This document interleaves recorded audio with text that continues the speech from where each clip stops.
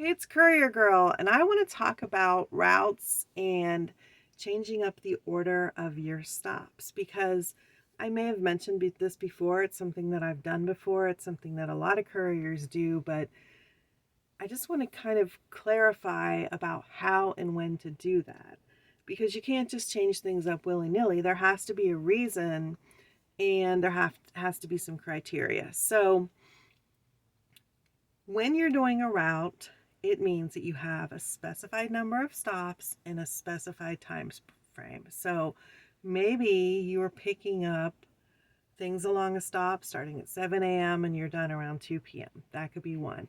Another one could be like an evening route where you start at 5 and you go until 10. That could be something else.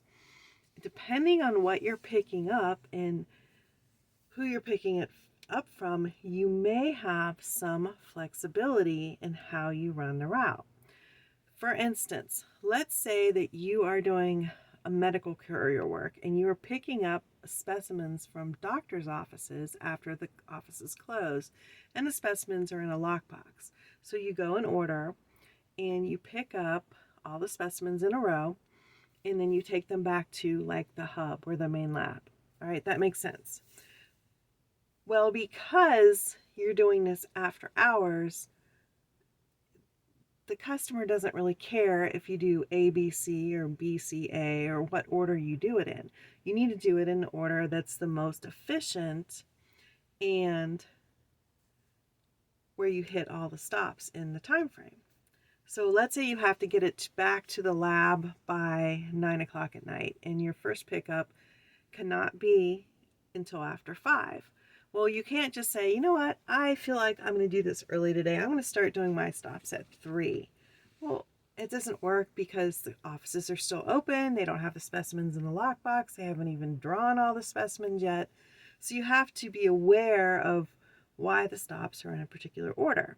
Also, it could be that the first 5 stops stop at 5, but then the next one, they are open until 7. So you can't be there until after 7. So you can't change it up and do them first. So what I recommend to people is when they get a new route, don't change anything. Do it exactly as the route is laid out. And then after you've been on it for a few weeks, you really understand not only all the stops, but why they put them in that order. Then you can decide if you need to change up some of the orders for more efficiency and for better use of your time and all of that. For instance, is one route that I used to do, and there were 2 stops that were like a half a mile apart. And you would do the first stop and then you would do the second stop. But to get to the first stop, you had to turn left at a really busy intersection, and that could add, depending on traffic and everything, like 5 to 7 minutes to your route every day. Well, then you had to go back across that same intersection to get to the second stop. So I figured out that if I just turned right and went to the second stop first, then I could just go across the intersection once, or I could go down a block and avoid that intersection altogether. And so I switched the order of the 2 stops. I didn't do that at first. I did it later. I made sure each stop was okay with me coming within, 5 minutes earlier, 5 minutes early. They didn't care. 5 minutes earlier or later, they didn't care. And so it worked out better, and I ended up saving probably 10 to 12 minutes out of my day, which if you do that over a few stops, then it could save significant time by the end of the day, and also headache. Who wants to sit at a busy intersection for 5 to 7 minutes? Not me. So that was one stop that I changed up.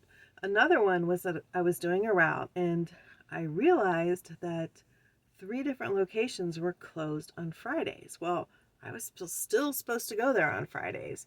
So I just talked to the customer, and they're like, yeah, we're not open on Fridays. So I started skipping them on Fridays because there's no point in going, even though they were still technically on my route, because the company that I was working for they hadn't adjusted the schedule. And this is something that happens a lot. These are big companies, some of them, they have a lot of routes, they have a lot of drivers. They don't always know that this particular office is now closed on Friday. And even if you tell them, which I did, they don't always change up the route, which they never did for months. So I just started, making my own notes and acting accordingly. I didn't go to the places on the day they were closed. I changed up those two stops because it made more sense. I had another customer on a different route. I was supposed to get there at 7:05 p.m. and they said, "Well, we don't want you here until 7:30." Okay. I could sit there for 25 minutes, or I could do two other stops that weren't too far away, both of which closed at 5, so I was getting them out of lock boxes. It didn't matter. Then I could swing back around and get that stop at 7:30. The customer was happy, didn't make any difference. And because of that and a couple other changes I made on that route, there was another customer that was never ready till 10 after 8, and I was supposed to pick up at 8, so I bumped them back a little bit by going to some other place first.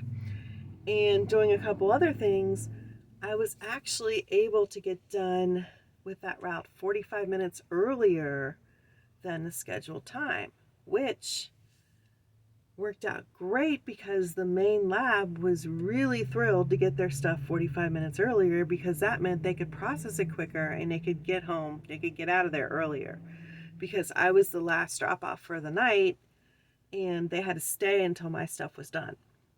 So these are little things that you can do to make it more efficient for the customer, make it more efficient for yourself, get done a little bit quicker, but don't do it until you've been on the route for a few weeks. You know why it's set up that way. You understand, that maybe you have to go here first because you got to pick up something to go to the next stop, so you can't go there first. You understand all the little ins and outs of the routes. Now, the next question people invariably ask is, do you tell the company what you're doing? Sometimes you're using an app. A lot of times you're using a phone app, so they're going to see what time you're getting there. Now, if they have a lot of routes and drivers, as long as there aren't any complaints, a lot of them they won't ever check. They won't ever notice. And there are some companies who don't care if you switch things up, as long as everything gets done and everybody's happy. There are some companies that are very accommodating. They're like so happy when you tell them these things, and they will change the data in their system so that your route will be updated. And there are some companies who, let me say this nicely, they have big egos and they want things done in their order, their way, even if it doesn't make sense. I had one company that consistently, there was a stop on this route that was closed. And by closed, I mean the building was empty and it looked like they were doing construction inside, and there hadn't been anybody there for months. And they refused to take that stop off the route. So what did I do, and what did every other courier that had to go there do? They just marked that it was complete. They never went there. There was nobody there. There was not even a sign on the building anymore. It had been abandoned or empty, at least for months. So you get companies that just will not work with their couriers. You would think that they would be happy to get that information and update their data, because here's the other thing. You're doing a route, you're doing it every day for months. You are very familiar with the little nuances of the route. You've gotten to know the people a little bit. You know where to drop things off, where to pick things up, who wants you to put it over here, who wants you to put it over there. This place closes early on this one day, or they're not open on this other day. You know all the little tricks because you've been doing it for a while. You're very familiar. But what if you can't do it one day? What if your car breaks down, you're sick, you're assigned to another route for a different day, and they have to have a fill-in person? Well, if that phone app has really outdated information, from months ago, then that person's going in looking like a fool, number one, because they're trying to deliver or pick up things from places that maybe don't get delivered or picked up anymore. They're going to locations that are closed. They're doing things you've got the customers used to this order, and they're doing things in the order on the app. And maybe contact information has changed, maybe phone numbers have changed, maybe just a lot of different things could have changed. And if the company you're running from isn't, or running for, not from, get away. If the company you're doing the work for is not updating their information or not updating the app, then they're not really set up for the eventuality that somebody else has to fill in one day. And that's also, if you've ever had to fill in on a route like that, you know how freaking annoying it is too. Like, why did you send me to this place that's been closed? But yet, certain companies just are not on top of their data. So that's what they do. So for me, just to recap, and I will be done here. I got off on a little rant, sorry. Um, Run your route the way you get it at first. Pay attention, get to know the little ins and outs, um, the little tricks, the little shortcuts. And then after you've been doing it for a few weeks and you understand why it is the way it is, see if you can make it better. Better for yourself, because if you can speed up the time, that's, more money per hour if it takes you less time to do it.